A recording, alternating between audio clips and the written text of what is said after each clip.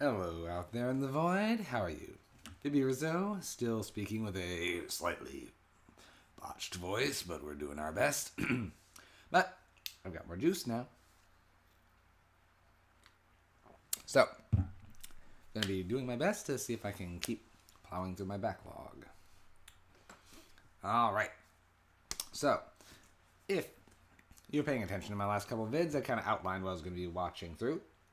And I know no one's watching this in order, so this next part's pretty much irrelevant to everyone, but I noted I was going to be reviewing a movie I picked up or someone got me for Christmas.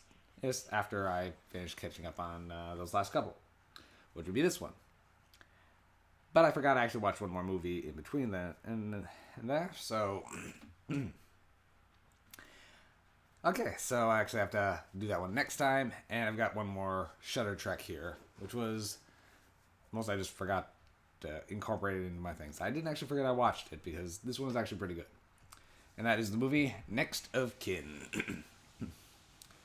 1982 Australian film. Now, I remember watching this because this is a movie I watched the day I was completely back. I watched Evil Dead 2 on New Year's Eve. But I still went to bed pretty early, and I was still only mostly back.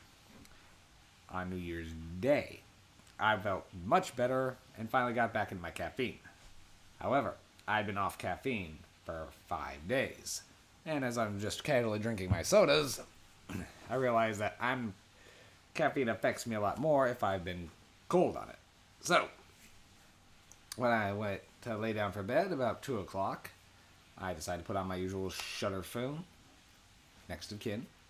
And this one was listed as a slow burn, so at that time I thought, okay, I'll just finish my current drink while I watch this. And then I did not sleep the rest of the night, pretty much. A little bit here or there, but I think I got maybe only 1 or 2 hours, just because I could not sleep. My insomnia has not been that bad in a long time.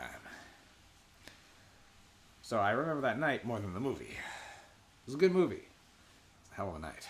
Now, this movie... So, it wasn't the movies keeping me up because it was scary. No. It was more interesting than scary. But... Okay. Next of Kin.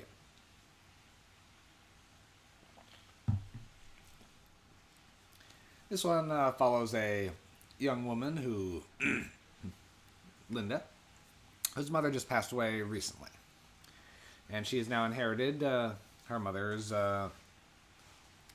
retirement home, essentially, that she ran in this big estate. So, it's her pretty much tending the elderly residents, trying to keep the doors open, and just trying to deal with everything.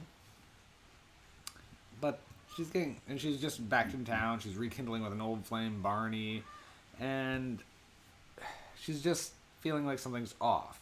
And she's going through her mother's files. She keeps seeing little discrepancies, little oddities about referencing some strange happenings, particularly among her deceased aunt also, Rita. But as some of the events in the diary seem to start mirroring events that are just happening, water's suddenly being left on, bodies appear, like residents drowning in their tubs, things seem to be starting to get a little odd, and some of the older patients are whispering things that contradict what the established record is. And when she confronts the doctor who helps oversee the place, he says that everything's just fine. But is he lying? And also, who's those figures that she keeps seeing watching her from a distance? So, at first I thought this was going to be kind of a supernatural kind of thing, but it is not. There's a lot out of whether or not Linda's crazy or not, but the mystery overall does play pretty well. It reminded me a little bit of The Changeling in terms of style, but it's still a very different feel. But it's kind of in that same genre, I'd say.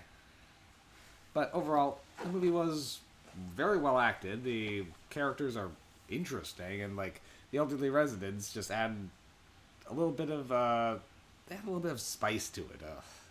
A lot of them have a little bit of a quirk to them that give either a little bit of a chuckle or like my grandfather himself, before he passed away, had some Alzheimer's and to dementia, so I kind of understand what some of that can be like. It's both a little silly and sad all at the same time for some of the things that happen. And this movie does capture that pretty well. The mystery itself, I will say I guessed a bit of it here or there, but the exact reveal I didn't see.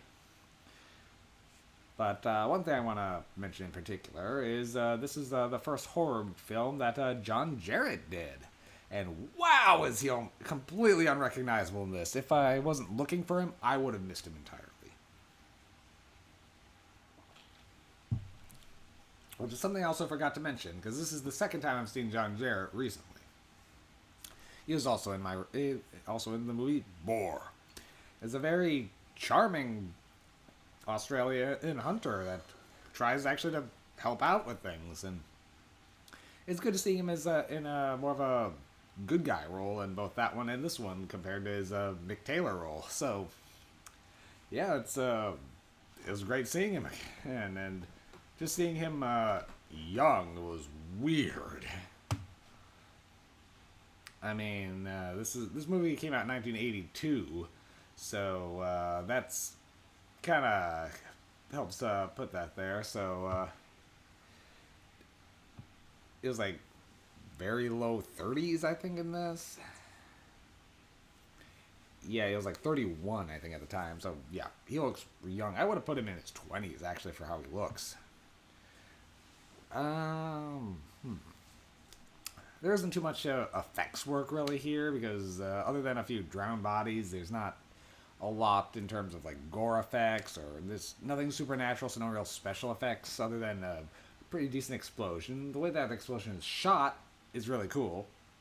And I read some trivia that shot was actually more accidental just because a mechanism didn't work quite right, so you only kind of catch like the beginning of the explosion, you only see like in a reflection, but that was unintentional, but it actually works for it.